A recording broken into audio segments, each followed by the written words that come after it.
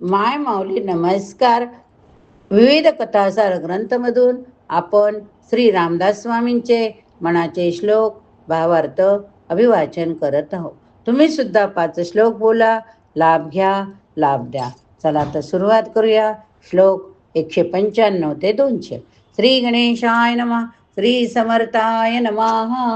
नभी वावरे जो अनुरेणु काही, रीता ठावया राघवे वीन नाही.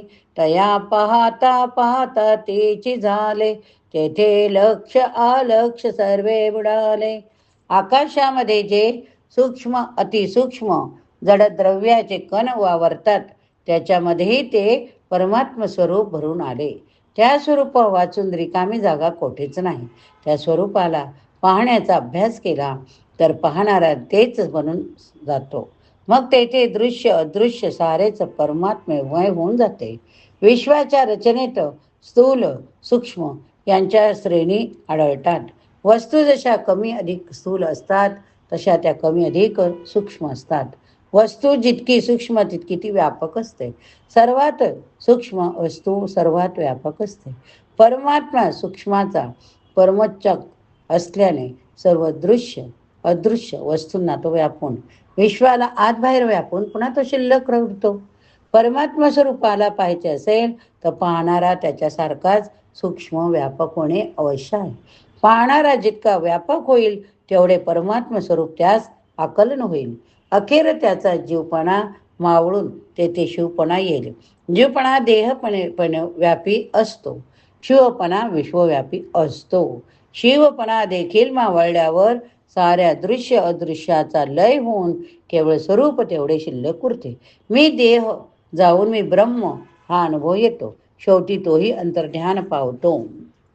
नभासारिके रूप या राघवाचे, मणी चिंतिता मूळ तुटे भवाचे.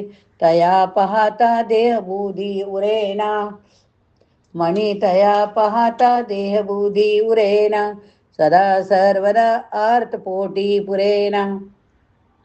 परमात्मा स्वरूप आकाशासारखे सर्वव्यापी होय. त्याचे सतत चिंतन केले तर दृश्य सत्य वाटायला लावणारा भ्रम नाहीसा वाटतो. परमात्म्याचे दर्शन झाले की देहबुद्धी शिल्लक उरत नाही. इतकेच नव्हे तर दर्शनाची तृप्ती होत नाही. समजा आपण एक वस्तू पाहिली, डोळे ती वस्तू पाहताय खरे, पण आपले मन त्या वस्तूचा आकार घेते. अर्थात ज्या वस्तूचे सतत चिंतन घडते त्या वस्तूचा हट्ट आकार मनाला येतो. मनाने त्या वस्तूचा घट्ट आकार मनाला येतो. मनाने सतत परमात्मा स्वरूपाचे चिंतन केल्यास मनाला तेच रूप प्राप्त होते. मन देखील अतिशय व्यापक सूक्ष्म बनते. मग दृश्याच्या खरेपणाचा भ्रम आपोआपच नाहीसा होऊन जातो. देहाच्या कोंडीत राहणारे मन जेव्हा बाहेर पडते तेव्हाच ते परमात्मा स्वरूपास चिकटते. म्हणून मी देहच आहे ही कल्पना तेथे राहत नाही. शिवाय देहबुद्धीच्या कक्षेमध्ये येणारी जी सुखे असतात त्यांना मर्यादा असते. कालांतराने ती पुरेशी किंवा नकोशी वाटतात. परमात्मा स्वरूपातील आनंद तसा नाही.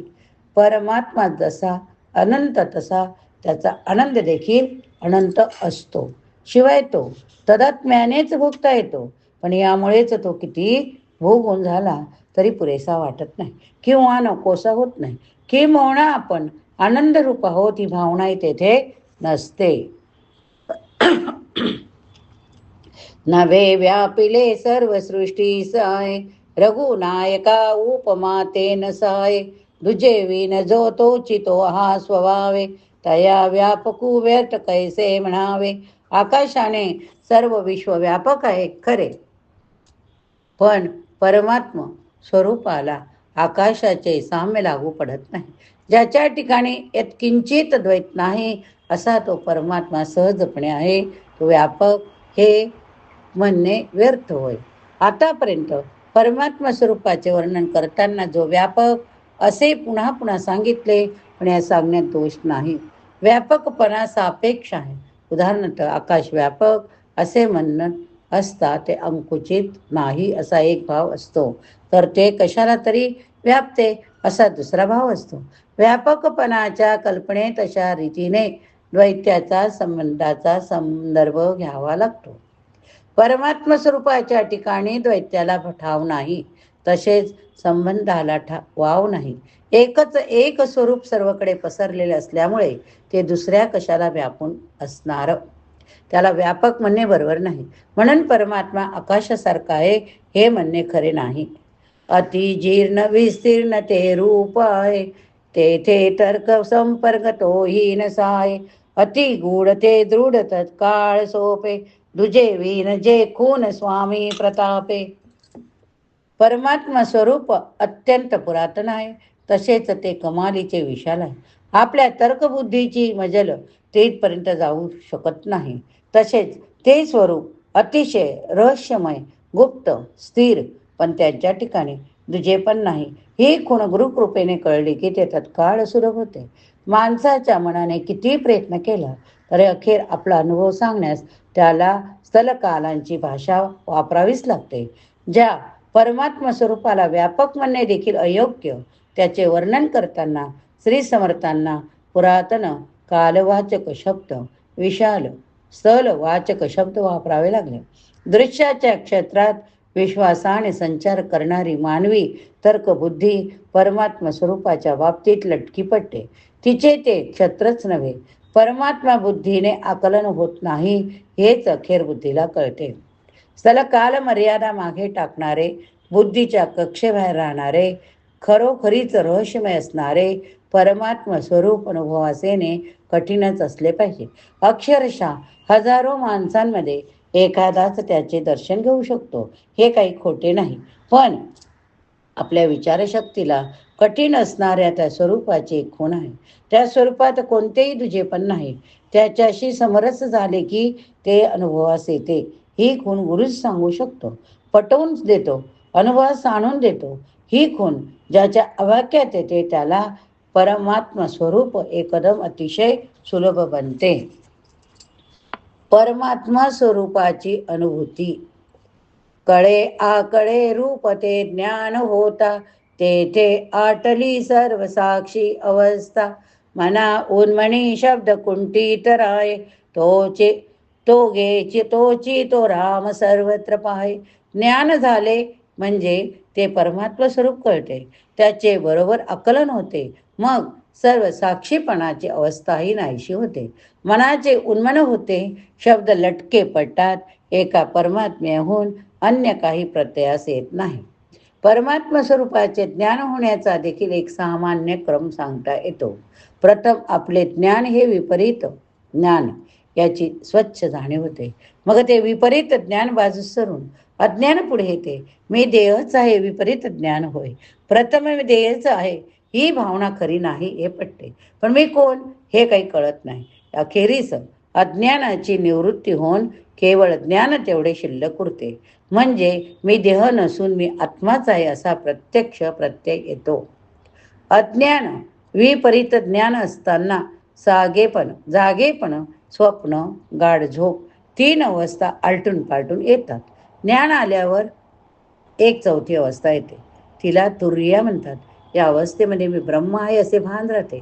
मी सर्व विश्वाचा साक्षी अशी विश्वव्यापी जाणीव देणारी तुर्या ज्ञानाचे खरे ऐश्वर्य असते. पण अज्ञान निवृत्त होऊन ज्ञान उदय पावले म्हणून ज्ञानाची जाणीव झाली, पुढे जाणीव देखील शिरते, तेव्हा परमात्मा स्वरूपाचे खरे आकलन होते. तेथे तुर्या सुद्धा अंतर्धान पावते. अवस्थाच नाहीशी झाल्यावर सर्व साक्षी पण आपोआप नाहीशी होते. जिकडे पाहावे तिकडे एका परमात्मा स्वरूपाहून अन्य काही प्रत्यास येत नाही. सर्वत्र रामदर्शन होणे असे श्री समर्थ यास म्हणतात. सर्वत्र परमात्मा दर्शन होणारा पुरुष नंतर काही काळ जीवन जगतोय. मग त्याच्या मनाची अवस्था काय असते? ज्ञान होण्याच्या अगोदर नाता ज्ञेयापासून वेगळेपणाने ज्ञान करून घे. अज्ञान निवृत्त झाले, ज्ञानही विरक्त झाले, मग मनपणाने नुरले, त्या मनाच्या स्वरूपाला उन्मन असे म्हणतात. ही तुर्यातीत स्थिती असते. अज्ञानाच्या क्षेत्रात भाषेला मोठे महत्त्व येते. ज्ञानादशेत खुणेसाठी तिचा उपयोग होतो, पण तुर्यातीत स्थितीत भाषा लाजून माघारी येते. या ठिकाणी हा भाग संपला. पुढील श्लोकात आपण पुढील विवरण बघूया. चला तर श्रवण केले असेल तर बोला. जय जय रघुवीर समर्थ, जय जय रघुवीर समर्थ. श्रीराम जय राम जय जय राम, श्रीराम जय राम जय जय राम, श्रीराम जय राम जय जय राम, श्रीराम जय राम जय जय राम, श्रीराम जय राम जय जय राम.